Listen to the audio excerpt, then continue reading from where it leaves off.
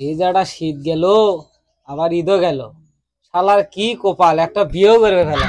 বিয়ে করবি বুঝ থেকে এই গেলটি ঘটক ছাড়া কি এই এলাকায় আর বিয়ে হয়? আর কোশ না বুঝছো, সেদিন দেখি ও যে নুরু বেটা রিফাত বনিয়া সেই পার্কের যা ঘুরবে গেছে।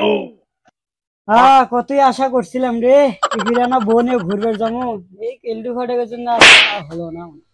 এই শালা ঘুরবার যাবো কেঙ্কা করে, ওই কেলটি ঘটক যে এলাকা দকাম করে পলাইছে তার তো কোনো খোঁজ খবর আর পাওয়া গেল না। কিরে তোরা এখানে কি করছ? কি আর কমু, দুঃখের কথা, মাথার উপরে ভাঙ্গা ছাতা, এই কেলটু ঘটকের জন্য জীবনটা একবারে ব্যথায় ব্যথায় গেছে। আর কোশ না, এই গেলটি ঘটকের জন্য বাল বাইকে তাল তোলাই গেল, তাও আর বিয়ে করা হলো না। তোরা যে এটি আলোচনা করছু, ওইদিকে তো কেলটু ঘটক এলাকাত পা দিছে, সেই খবর কি তোরা রাখছু? কি কেলটু ঘটক? আচ্ছা এই তাতে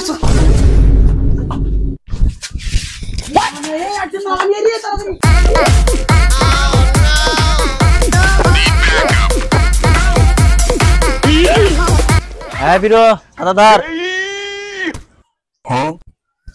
শালা কোন এলাকা তাইলাম রে পিরু?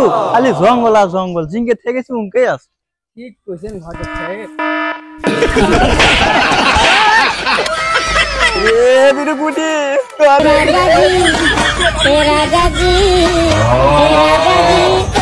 ফিরে চশমাটা তুল, চশমা তুল। মানজা মনে ভাঙছে রে বিরু,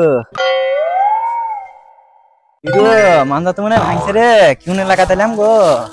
ঘটক সাহেব কইন না বারে, আমার মাথা মনে ফাইছে, ওয়াক্ত যে পুটুরি বাড়াইছে। উই যা ঘটক সাহেব, এই যা আইরে পিরু উঠে, পিরু তুই কি করছো?